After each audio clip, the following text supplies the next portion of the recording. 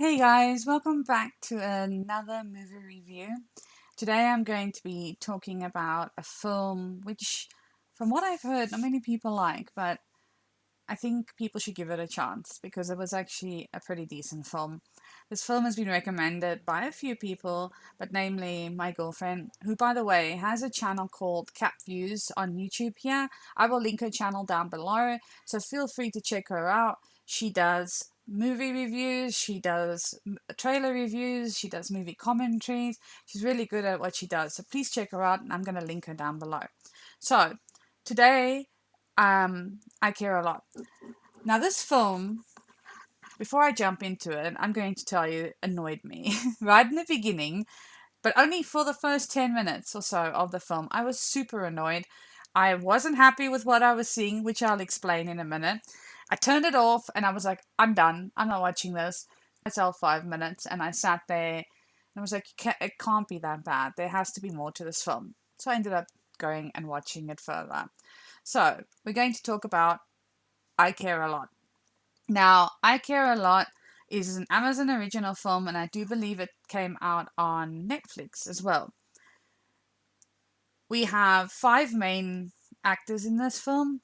The first one being Rosamund Pike. She's a British actress. She's the main character. This film is based around her mostly. And she plays Marla Grayson in this film. She's a lawyer. We'll get into more of that. Then we have Peter Dinklage, who is Roman in this film, which I was quite surprised to see him in here because, again, he's another Game of Thrones character, and we all know how I feel about Game of Thrones characters. But gave him a go, gave him a chance, and yeah. And the next one we have is Chris Messina. By the way, I'm not sure if I'm pronouncing his names right. He plays Dean in the film. He works for Roman, and he's pretty good as well, I have to say. So that's Chris Messina, and yeah, he plays Dean. Then we have Isa Gonzalez, who is Fran, and she plays the character of Marla Grayson's girlfriend, and they have this business that they run together. And then finally we have Diana West, who is Jennifer. She plays Roman's mother in this film. So, what is the film about? The film is about um, Marla, who has this law firm, and she's basically a scammer. And what she does is she convinces the legal system that elderly people cannot take care of themselves. So she gets guardianship over these people, which therefore she takes over their finances. She places them in assisted living facilities, and basically they get treated and they get sedated for things that they don't even really have. But she gets these doctors to sign off that these people are incapable of taking care of themselves. So they get sedated on medication. She has them basically permanently half asleep, and they lose contact, obviously, with the outside world, their families, and things like that.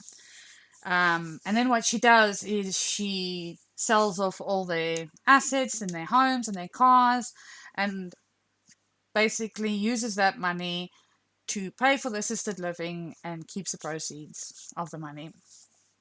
So what happened was, like I said, the beginning of this film, when I first noticed what she was doing, I wasn't very happy with that. I was like, I don't want to watch this because I felt like this is really something that probably happens in the real world, just being honest. It does happen. So, yeah, she basically takes people out of society and puts them away so that she can take their money.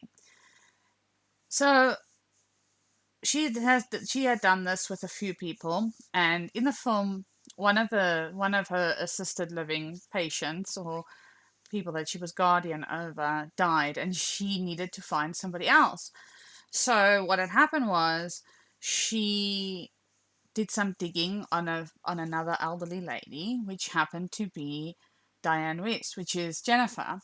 And from what she had seen, that Jennifer was a rich woman with no children, nothing like that. And, she just had all this money flowing and lived her life, retired. And yeah, so what she did was she got a doctor to sign off that Jennifer was incapable of taking care of herself, and basically said that she had dementia and she was confused and things like that. And the moment the court approved that she was incapable of taking care of herself, she dived in to Jennifer's assets, started selling them off, repainted the house, and eventually found a key. So this key opened up a special safety deposit box, which contained very weird documents and diamonds and all kinds of things.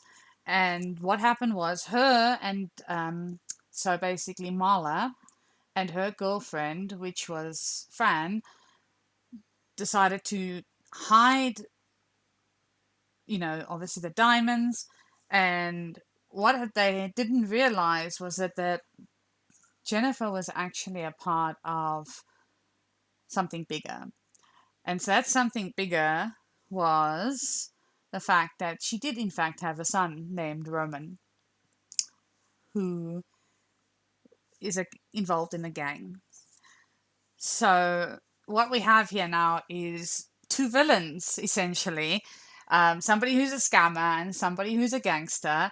And basically, Marla got involved with the wrong crowd. So Marla got involved because when Roman needed to go and visit his mum and found out that his mother was missing, he was on a hunt to find where his mother was, and it came out that Marla had done what she had done. So he then tries to persuade Marla through this man, Chris Messina, to let his mother out of the home. Offered her $150,000. She wasn't interested. She was like, I'm not being paid off. So, long story short, I don't want to give the whole film away, but long story short, there is this battle between Marla and Roman. Now, I suggest that you watch this film. It has a lot of sort of interesting things that happen. We see sort of a battle. I don't want to give too much away of how Marla is a extremely confident, cutthroat woman who does not let anybody ride over her, take over what she does. She is the boss. And for two headstrong people like her and Roman, it becomes a very interesting war, if you will. And they have this whole back and forth of doing, like, Roman doing something to her and her doing something to Roman.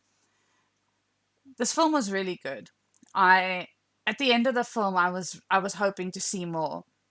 And at the end of the story, there is an interesting twist. Now, I don't want to give the twist away because I feel like it's something that deserves to be watched.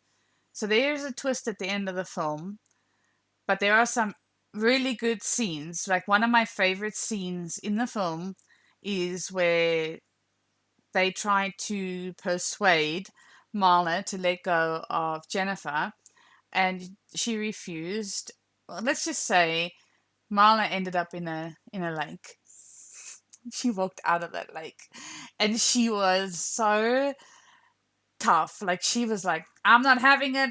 I'm not having it. I'm not having it. I am going to take this man down. And she did everything in her power to do so. But like I said, they even tried to take her to court, um, to get her to release Jennifer, but this woman had so much power that they were not able to do so. Um, yeah, so I think that this is a really good film. I think it deserves to be watched. And if I'm not mistaken, I do believe that this actress, the main actress, Rosamund Pike, actually won a Golden Globe for her role in this film. So she did it really, really well. She played the part extremely well. I really enjoyed I really enjoyed seeing a film where there were two villains against one another, because that's something you don't really see very often. I will say another one that person I enjoyed in this film was obviously her girlfriend Isa Gonzalez. She was actually a sweetheart, and she played a more submissive role, and she to her girlfriend, she even tried to convince her girlfriend Marla to not take on Roman, and for them to just take the money and disappear and go live a life of luxury somewhere else in the world and be carefree, essentially. But the main actress being Rosamund Pike, she didn't in the film. She didn't want to. She refused. She refused to allow anybody to stop her from being powerful. I guess if you want to know whether she became powerful, you're gonna have to watch a film. I recommend it. You can watch it on Netflix. You can also watch it on Amazon Prime. So yeah. So yeah, I think that if you have an hour and 59 minutes to spare, take the time to watch this film.